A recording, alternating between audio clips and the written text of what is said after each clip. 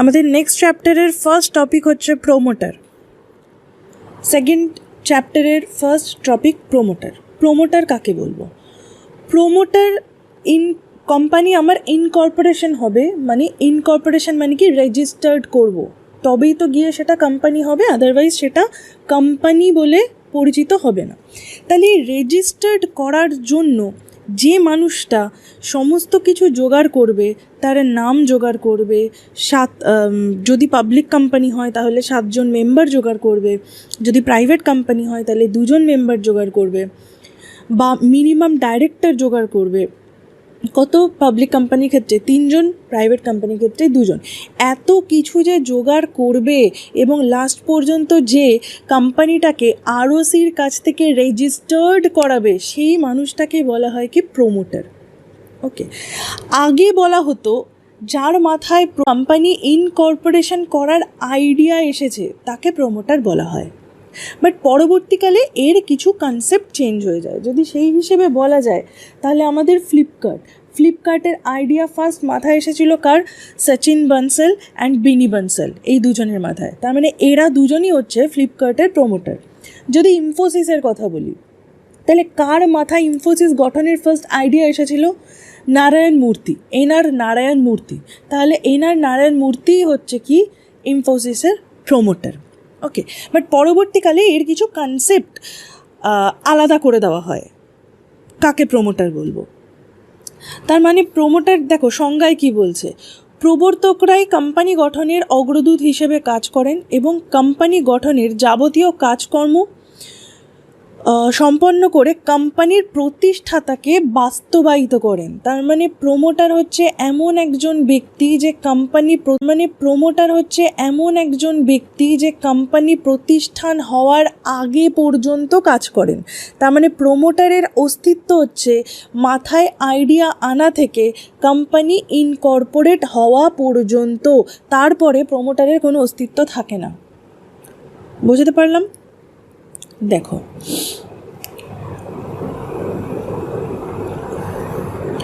আমার লেখাতে বুঝি, ঠিক আছে? একজন ব্যক্তি যে অক্লান্ত পরিশ্রম করে চলেছে একটা পাবলিক কোম্পানি গঠন করার জন্য। পাবলিক কোম্পানি গঠন করতে গেলে সেই ব্যক্তিটাকে কি করতে হবে? মিনিমাম 7 জন মেম্বার জোগাড় করতে হবে, মিনিমাম 3 জন ডাইরেক্টর জোগাড় করতে হবে, কোম্পানির নাম খুঁজতে হবে, ঠিক আছে? কোম্পানি কি উদ্দেশ্যে তৈরি করা হচ্ছে সেই অবজেক্ট খুঁজতে হবে।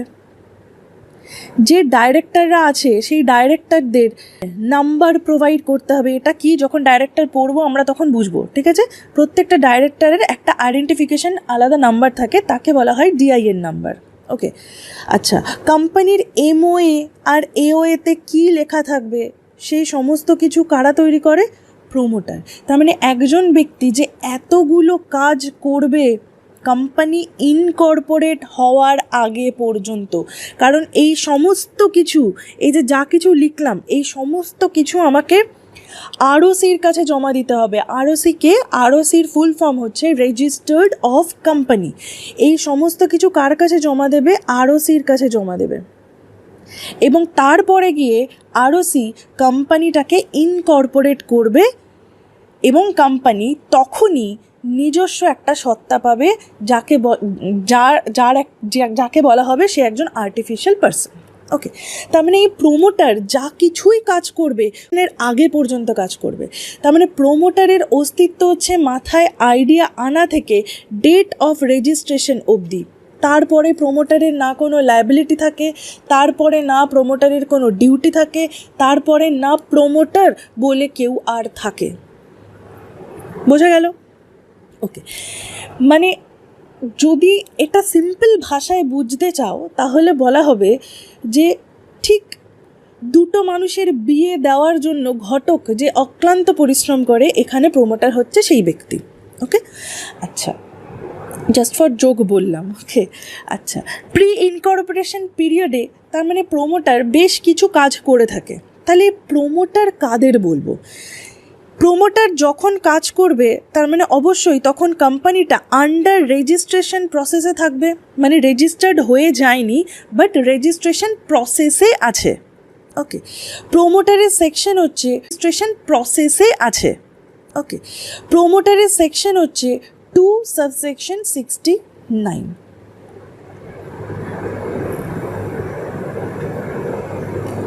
দেখো, কাকে প্রোমোটার বলবো, খুব সিম্পলভাবে বোঝাচ্ছি, সুন্দর করে বুঝবে কাকে প্রোমোটার বলবো। তিনটে জিনিস দেখিয়েছি, prospectus, control and advice. Prospectus, control and advice, এই তিনটে জিনিস মাথায় রাখবে, পি, সি আর এ, তাহলে মনে থাকবে। ঠিক আছে, prospectus, control and advice. Prospectus কি বলছে, যদি কোনো কোম্পানির প্রসপেক্টাস বা অ্যানুয়াল রিটার্নে এমন কোনো ব্যক্তির নাম প্রোমোটার হিসাবে ক্লিয়ার করে লেখা থাকে যে এই ব্যক্তিটি বা মিস্টার এ হচ্ছে আমাদের কোম্পানির প্রোমোটার, তাহলে সেই হচ্ছে এই কোম্পানির এই বিষয়ে আমাদের আর কোনো কোয়েশ্চেন নেই। একজন মানুষের নাম খুব ক্লিয়ারভাবে লেখা আছে যে সে এই কোম্পানির প্রোমোটার, তাহলে আমাদের এই বিষয়ে আর কোনো কোয়েশ্চেন থাকে না। ওকে, নেক্সট, যদি এমন কোনো ব্যক্তির নাম প্রসপেক্টাস বা অ্যানুয়াল রিটার্নে লেখা নেই, তাহলে কি করে বুঝবো কে প্রোমোটার? তার মানে প্রসপেক্টাসে লেখা নেই, তাহলে এবার আমাদের কি দেখতে হবে, কন্ট্রোলের বেসিসে দেখতে হবে কে আমাদের promoter.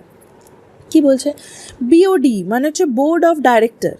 Board of director, share holder বা মেজরিটি পলিসি মেকিং যে ব্যক্তিটা করে থাকে, বা যে ব্যক্তি এই সমস্ত কিছু কন্ট্রোল করে থাকে, তাকে আমরা বলবো কোম্পানির প্রোমোটার। মানে এই ব্যক্তির নাম পরিষ্কারভাবে আমাদের কোথাও লেখা থাকবে না, কোম্পানির অ্যাফেয়ার্স থেকে আমরা বুঝতে পারবো যে কোম্পানির প্রোমোটার শেয়ার হোল্ডার এবং মেজরিটি পলিসি মেকিংয়ের ওপর যে ব্যক্তির কন্ট্রোল থাকবে তাকে আমরা কোম্পানির প্রোমোটার বলতে পারি। ওকে, আচ্ছা, এবার নেক্সট ব্যাপার হচ্ছে অ্যাডভাইস। এটা কখন দেখব, যখন বুঝতে পারবো না যে এমন কোনো ব্যক্তির এই সমস্ত বিষয়ের ওপর কন্ট্রোল আছে কি না, আমরা সেটা বুঝতে পারছি না, তখন আমরা দেখব অ্যাডভাইস। কার অ্যাডভাইসে বোর্ড অফ ডিরেক্টররা কাজ করছে, কোন ব্যক্তির অ্যাডভাইস শুনে বোর্ড অফ ডিরেক্টররা কাজ করছে, সেই হচ্ছে ওই কোম্পানির প্রোমোটার। বুঝতে পারলাম? আবার বলছি, শুনে নাও, প্রোমোটার কাকে বলবো। প্রথম, যে ব্যক্তির নাম আমার প্রসপেক্টাসে খুব ক্লিয়ারভাবে লেখা আছে এই হচ্ছে আমাদের কোম্পানির প্রোমোটার, তো সে আমাদের প্রোমোটার, এই বিষয়ে আমাদের কোনো জিজ্ঞাসা নেই। বাট এমন কোনো ব্যক্তির নাম প্রসপেক্টাসে আলাদা করে লেখা নেই, তখন আমরা কি দেখব, কোন ব্যক্তির board of director, share holder বা মেজরিটি পলিসি মেকিংয়ের ওপর কন্ট্রোল আছে, তাহলে সেই ব্যক্তিটা হচ্ছে ওই কোম্পানির প্রোমোটার। ওকে, আচ্ছা, এমনও কোনো ব্যক্তিকে আমরা বুঝতে পারছি না, কারণ কি সমস্ত কিছু বোর্ড অফ ডিরেক্টররাই পরিচালনা করছে, এখানে আলাদা সেরকম কোনো ব্যক্তি নেই, তখন আমরা দেখব কার অ্যাডভাইস মেনে বোর্ড অফ ডিরেক্টররা কাজ করছে, সেই হচ্ছে এই কোম্পানির প্রোমোটার। আশা করি পুরো জিনিসটা ক্লিয়ার হয়েছে। এই অ্যাডভাইসের ক্ষেত্রে একটা ব্যতিক্রম আছে। কীরকম? আমরা জানি কি সিএ, চার্টার্ড অ্যাকাউন্টেন্ট বা কোম্পানি সেক্রেটারি যারা হয়, তাদের অ্যাডভাইস শুনে অনেক সময় বোর্ড অফ ডিরেক্টররা কাজ করে থাকে। কেন কাজ করে থাকে?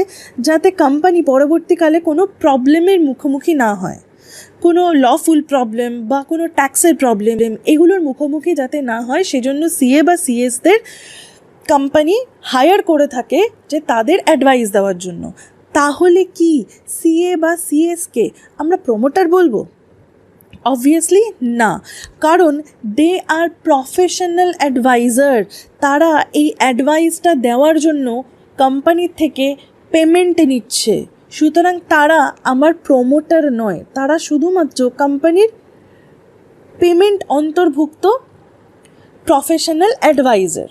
ওকে, সুতরাং এ প্রোমোটার নয়, এমন একজন ব্যক্তি যার অ্যাডভাইস শুনে বোর্ড অফ ডিরেক্টর কাজ করছে, but he is not the professional adviser. Okay, তাকে আমরা প্রোমোটার বলবো। ক্লিয়ার? নেক্সট, এর পরের কোয়েশ্চেন হচ্ছে, হু ইজ দ্য প্রমোটারের লিগাল স্ট্যাটাসটা কী, প্রমোটার কে বা সে কেন এত কাজ করছে, তাকে আমরা কি হিসেবে এই জায়গাটা দেব যে সে কোম্পানি তৈরি হওয়ার আগে কাজ করছে। ওকে, তাহলে তোমাদের কাছে যদি কোয়েশ্চেন করা হয় তাহলে প্রমোটার কি কোম্পানির এজেন্ট? একরকমভাবে দেখতে গেলে সবাই এটাকে সমর্থন করবে যে হ্যাঁ এজেন্ট। কেন এজেন্ট? কারণ এজেন্ট আমরা কাকে বলি? কারোর হয়ে কাজ করাকে আমরা এজেন্ট বলি। তাহলে এখানে প্রমোটার কারোর হয়ে কাজটা করছে, বাট কার হয়ে কাজ করছে? এখনও তো কোম্পানি তৈরিই হয়নি, কারণ প্রমোটার কোন স্টেজে কাজ করে? প্রি ইনকর্পোরেশন পিরিয়ডে, মানে ইনকর্পোরেট হওয়ার আগে পর্যন্ত প্রমোটার কাজ করে। তার মানে যতক্ষণ পর্যন্ত কোম্পানি গঠিত হয়নি ততক্ষণ পর্যন্ত company is not any person, he has no separate legal entity. তাহলে সেখানে যদি কোনো ব্যক্তিই না থাকে তাহলে প্রমোটার কার এজেন্ট হিসেবে কাজ করছে? সুতরাং প্রমোটার কখনো এজেন্ট হতে পারে না, কারণ কারোর এজেন্ট হতে গেলে সেখানে প্রিন্সিপাল থাকা প্রয়োজন। বাট এখানে কোনো রকম কোনো প্রিন্সিপাল নেই। যদি কেউ বলে কোম্পানির হয়ে কাজ করছে, বাট কোম্পানি তো তৈরিই হয়নি, তাহলে প্রিন্সিপাল কোত্থেকে আসবে? তাই তো? তার মানে promoter is not agent. Okay, next trustee. Trustee কাকে বলবো? প্রমোটার কখনো ট্রাস্টিও হতে পারে না। Promoter can not be a trustee because author make trustee through the trust act. যখন ট্রাস্ট অ্যাক্ট পড়া হয় সেখানে লেখা থাকে ট্রাস্টিকে মেক করে কে, ট্রাস্টি তৈরি করে কে, যে তৈরি করে তাকে অথর আছে। বাট এখানে তো এমন কোনো ব্যক্তিই নেই যে ট্রাস্টি তৈরি করবে, কারণ কোম্পানি তো এখনও গঠনই হয়নি যার ট্রাস্টি হিসেবে প্রমোটার কাজ করবে। সুতরাং এখানে কোনো কোম্পানি যখন নেই তার মানে কোনো অথর নেই, সুতরাং কোনো অথর নেই মানে ট্রাস্টিও নেই, সুতরাং প্রমোটার কোনো ট্রাস্টিও নয়। ওকে, নেক্সট কোয়েশ্চেন, প্রমোটার কি তাহলে কোম্পানির এমপ্লয়ি? এখানেও সেম জিনিস চলে আসে। কোম্পানি যখন গঠিত হয়নি তাহলে কোম্পানির এমপ্লয়ি কি করে হবে? তার মানে প্রমোটার কোনো এমপ্লয়ি নয়, কারণ এখানে কোম্পানিই নেই, সুতরাং এমপ্লয়ি হওয়ার প্রশ্নই নেই। এবার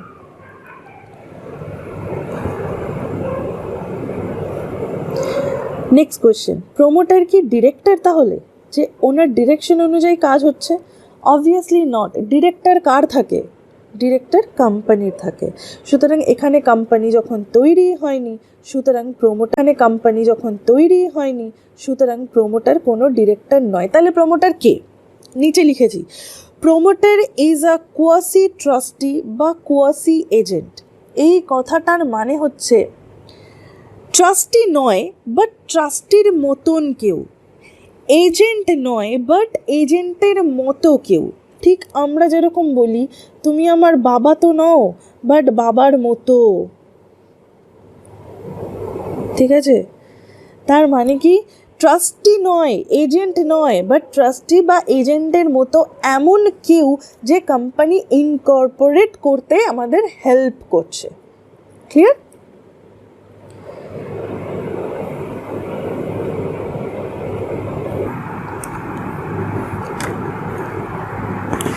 নেক্সট টপিক হচ্ছে ডিউটিস অফ প্রমোটার। প্রমোটারের ডিউটি কি? প্রমোটার কে? আমরা তো প্রথম ডিউটি হচ্ছে not to earn secret profit. Gupta profit মানে হচ্ছে লাভ, গুপ্ত লাভ এরকম কিছু সে আর্ন করতে পারবে না। এক্সাম্পল দিই, ধরো আমি তোমাদের সাথে মিলে কোনো কোম্পানি তৈরি করতে চাই, ঠিক আছে? তার মানে এখন এই মুহূর্তে কোম্পানির প্রমোটারকে আমি এবং তোমরা, আমরা সবাই প্রমোটার্স, কারণ আমরা সবাই মিলে কাজ করছি, ঠিক আছে? ধরে নাও আমি কোনো পাবলিক কোম্পানি তৈরি করতে চাই, তাহলে পাবলিক কোম্পানি তৈরি করতে গেলে আমার মিনিমাম মেম্বার কত লাগবে? 7 জন। তার মানে এখানে আমি আছি আর তোমাদের মধ্যে আর 6 জন আছে।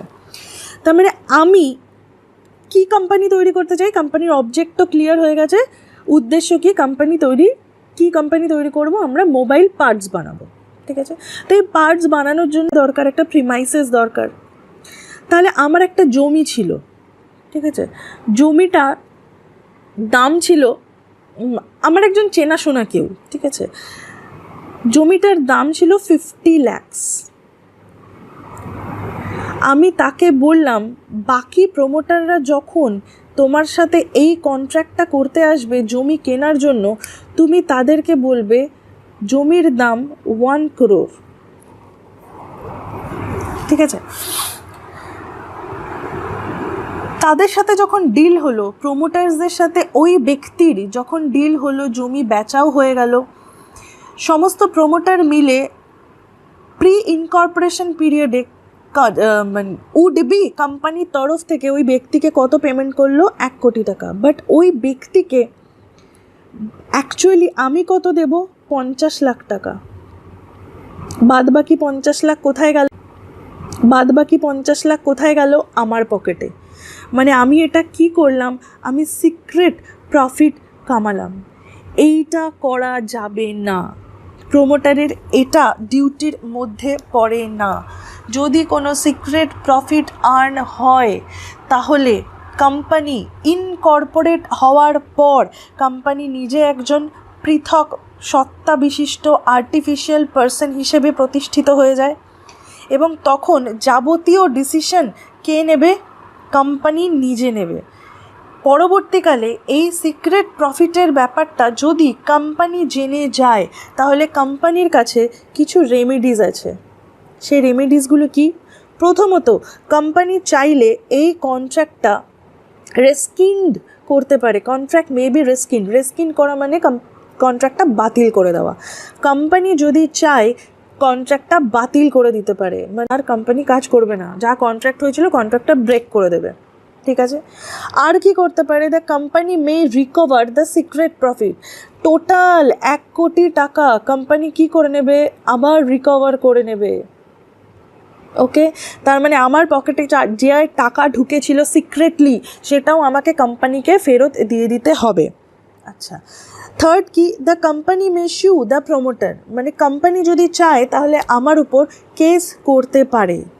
ওকে, এটা কে করবে? টোটালি কোম্পানি করবে, কারণ কোম্পানি যখন তৈরি হয়ে যায়, রেজিস্টার্ড হয়ে যায়, তখন কোম্পানির নিজস্ব সত্তা তৈরি হয়ে যায়, তখন কোম্পানি নিজের নামে সমস্ত অ্যাফেয়ার্স করে, তখন প্রোমোটারও কেউ কিছু করে না বা ডিরেক্টররাও কেউ নিজের নামে কিছু করে না।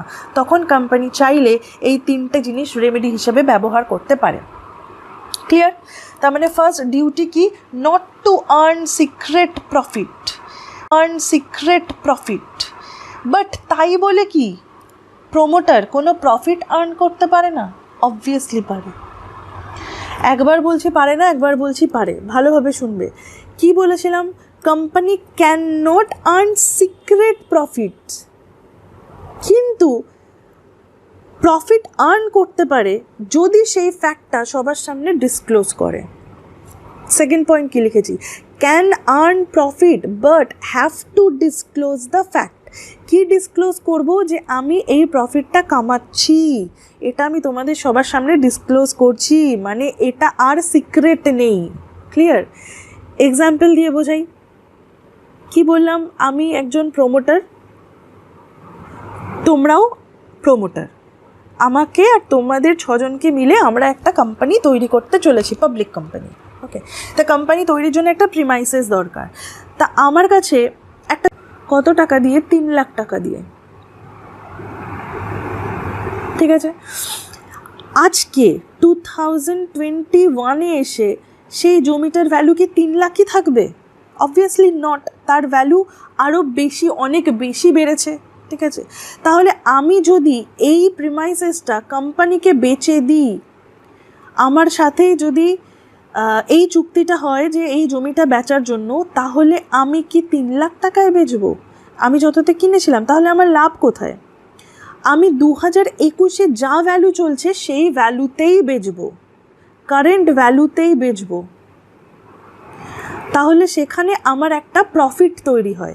কিন্তু এই প্রফিটটা আমি সিক্রেটলি আর্ন করলাম না বা ফ্রডিউলেন্টলি আর্ন করলাম না, ঠিক আছে, এটা হচ্ছে কি, এটা আমার প্রাপ্য ভ্যালু। তার মানে এই ক্ষেত্রে প্রমোটার প্রফিট আর্ন করতে পারে যদি সে সবার সামনে এই ফ্যাক্টটা ডিসক্লোজ করে।